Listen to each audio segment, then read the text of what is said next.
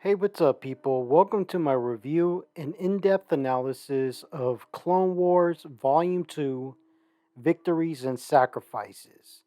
So, if you don't know by now, I'm a huge fan of the Clone Wars comic books, and these collected volumes by Dark Horse Comics are absolutely outstanding, and this volume is not an exception. It is also brilliant. I love the artwork, it's gorgeous, and I love the stories that are in this volume. And one thing that I really love in particular is that we are formally introduced to awesome villains, characters such as Ventress and Durge, who we saw mostly in the Clone Wars micro series. And it's great to actually see a official character introduction of this character in this volume. And like most people that didn't read the comics at the time, I was initially introduced to the Durge and Ventress character through that cartoon, the Clone Wars micro series. So coming back and actually reading this volume was exciting. And Durge and Ventress are just absolutely as lethal as they were in the Clone Wars micro series. And I absolutely love this volume. Great stories, and we even have a nice little one-shot story involving Shock T, which was also outstanding. I have nothing but good things to say about this volume in particular. So let's get started with the first story in this volume. So the first story in this volume opens up with us on the planet of Naboo. Now, our protagonists have lost contact with a Gungan colony on the moon of Naboo. So, initially, the protagonists want to deliberate whether spice miners are involved or whether it's Count Dooku. Now, the Jedi arrive at the moon and they see firsthand that the Gungans have been slaughtered, and it is revealed that Durge is responsible for the slaughter. And he is so excited to be able to fight Jedi. And he is so excited at the possibility of killing a Jedi. And he explicitly states that he hasn't killed a Jedi in 100 years. So I like this expositional dialogue because it reveals a little bit of a backstory, doesn't give too much, but it definitely causes me to be intrigued and want to learn more about this Durge character. What happened 100 years ago? What was he involved in? Right? So I'm gonna have to check this out and see what is the backstory of this Durge character. And ultimately, what ends up happening is Durge, for lack of a better term, he ends up kicking the Jedi's asses. And a very important detail that we also saw in the Clone Wars micro series is that Durge can heal. He's almost like the T-1000 from the Terminator, healing instantaneously.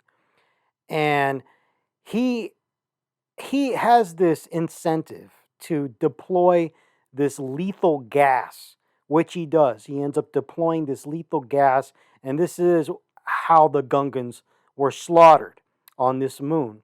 Now, Anakin and this ARC trooper seek out hostages that have been taken captive by the separatists. And then this is where Asajj Ventress reveals herself, and she kills the Jedi that accompanied Obi-Wan Kenobi. And as a result of this, Obi-Wan Kenobi is on his own for the time being.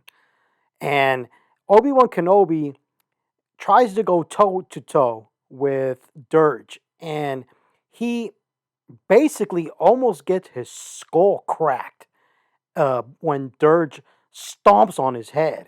I mean, the way it was depicted in this comic was pretty brutal, and he's definitely going to have a concussion, right? But the way it was drawn, he should be dead. Put it like that. That's how brutal it was depicted. And Anakin and that ARC trooper, they ultimately end up rescuing the hostages.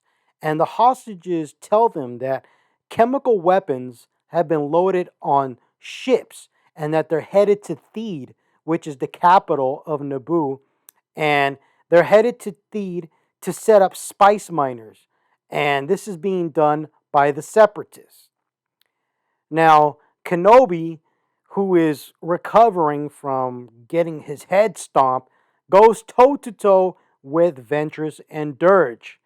And it's revealed that somehow the Gungans have been possessed by the dark side. So now our protagonists also have to fight these Gungans that are possessed by dark side magic or something like that.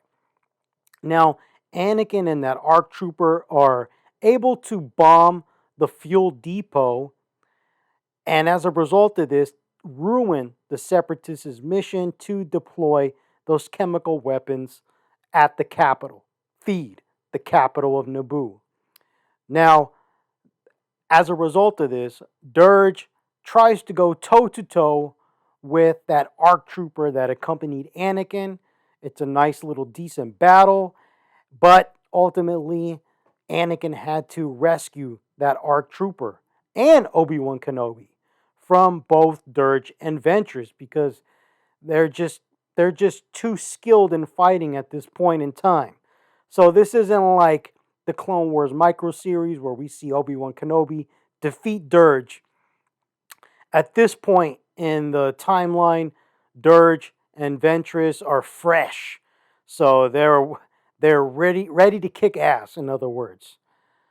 Now, ultimately, Durge and Ventress escape, and Obi-Wan Kenobi and Anakin go to Coruscant to warn of this new threat, which is the chemical weapons. Now, Obi-Wan ends up going to a planet called Queta or something like that. Again, I'm not too good with these Star Wars names, but bear with me here.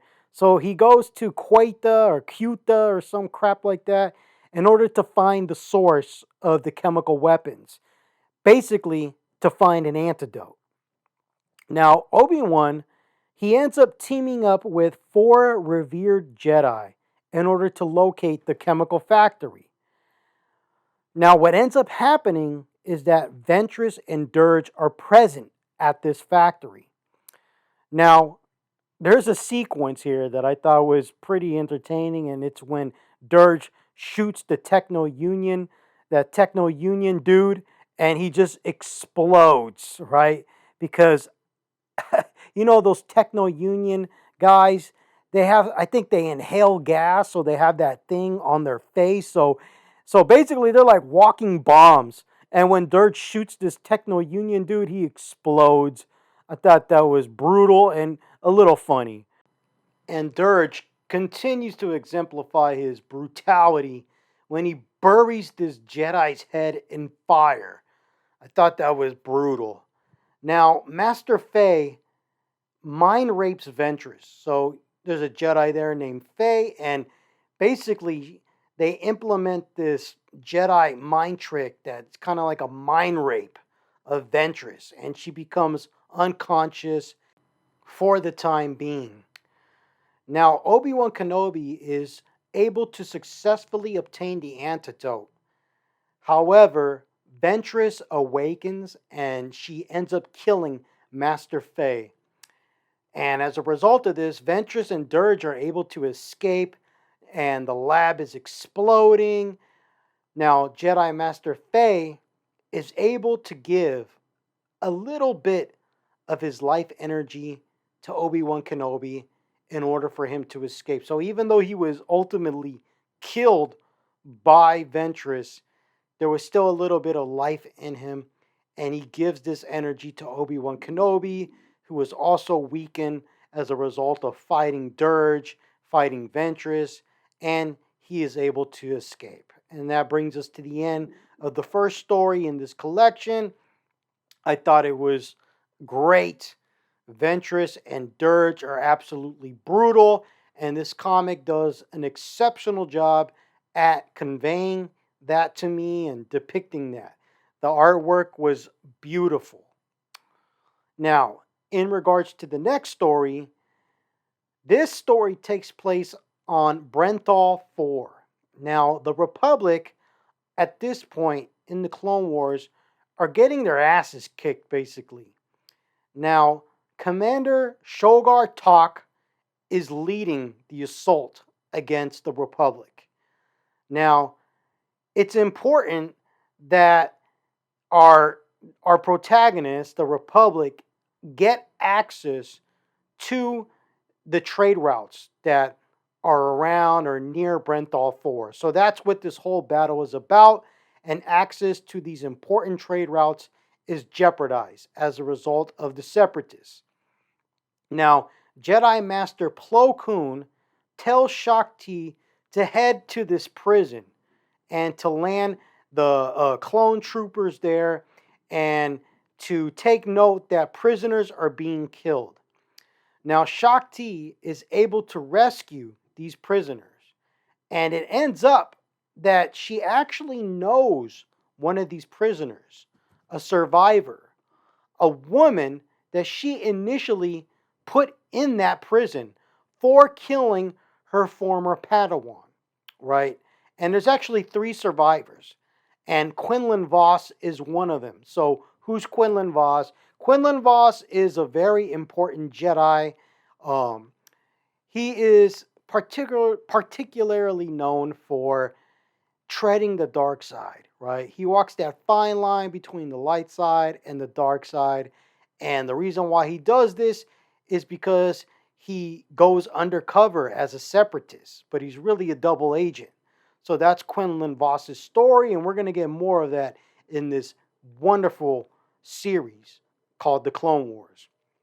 Now, the reason why these people were captured was due to the transmission code being compromised. Now, there's a question as to whether there's a traitor among this group. Now, Shakti asked Agent Kolar for a distraction, in order to access the south end of the fortress. Now, Agent Kolar is one of the Jedi Masters that has accompanied Shakti on this mission. Now, Shakti accepts the 3 prisoners that they basically rescued as volunteers. Now, this is obviously going to be problematic considering that one of these prisoners is the murderer of her former Padawan. And this person is completely untrusting of Shakti. She continues to insist that Shakti wants to kill her because she wants revenge against the murder of her Padawan. But we know that Shakti is a good Jedi. Shakti has no ill will towards this person, nor does she want to commit revenge, right? So they go through the sewers, and there they encounter this monster, and something kind of sad happens. The Wookiee, which was one of the volunteers, one of the prisoners, is killed. Now, Agent Kolar is captured in an attempt to go to the fortress. He tells his capturers that Shakti is dead in order for them to stop their pursuit of her. Now, at this point in time, Shakti and Lisha, which is the woman that killed her Padawan, they go at it. And she is in prison as a result of this. Now, again, I want to emphasize that the lady does not trust Shakti. Lisha, whatever the hell her name is, does not trust Shakti. She thinks Shakti is going to kill her. Now, Shakti compromises with Lisha. And she tells her that if their mission is successful, that she will set her free, that she will not attempt to put her in prison. Now, Lisha manipulates Shogar's emotions in order to surrender. So remember, you got to keep in mind that Shogar is the leader of the separatist army on this planet or whatever. And Lisha, she has this power, I guess, kind of like the Phaline species in Star Wars. She releases like pheromones and is able to influence people. So she manipulates Shogar's emotions in order to surrender. But it's just a ruse, man. And Lisha attempts to kill Shakti. and she's shot. Right, so it looks like Shaak Ti's dead, man, because she gets shot right in the chest or stomach or something like that. And at this point, Lisha swears her allegiance to Shogar. Now, on the other side of this fortress, the clones are able to successfully destroy the shield generator, and Quinlan Voss reveals that he's a Jedi, and there is an attack, right? So he leads the attack, in other words, Quinlan Voss. Now, of course, Shaak Ti is still alive, even though she's severely wounded, and she ends up fighting Shogar, who is ultimately killed, and Lisha, she ends up dying in an attempt to escape. So what ends up happening is that she tries to escape, but she walks into this trap, like one of those traps where if you walk into the lasers, the unseen lasers, there's like a booby trap that ends up killing you, and that's exactly what happens to Lisha. And she should have took Shaak Ti's deal, and she could have been freed if she had just cooperated. But ultimately, she was blinded by the dark side, and in this case, she was blinded by her feelings of mistrust. She just could not believe that Shaak Ti would let her free. She was committed to her belief that Shaak Ti would end up committing revenge and kill her, and because of that, she ended up dying herself. Now, Shaak Ti reiterates that, again, a Jedi does not seek revenge. And even though Shaak Ti was successful in her mission, she wonders why they should impose the Jedi. I mean, in this case, why should the Jedi impose the initiatives of the Republic on this specific planet if they don't want to, right? So, again, we're stuck in this conundrum, and we're seeing the deliberation of the Jedi, right? Why are we imposing the beliefs of the Republic on a planet that wants to stay neutral, right? Aren't we about democracy? And that's how this story ends. And again, I love it. I love this. It's like a philosophical deliberation, right? And it's interesting, and it makes this world feel all the more real. And I cannot recommend this volume enough. I recommend this entire series. It's outstanding, easily an A plus. So check it out if you haven't. The Clone Wars series by Dark Horse Comics, collected in these volumes. It's outstanding. I like it a lot more than the Clone Wars TV show, the CGI TV show. It's a little bit more mature, and again, I really love the artwork as well, and we get some really great things to think about. So if you enjoyed this review, please like, subscribe, and share. May the Force be with you. And last but not least, one love, people. Take care.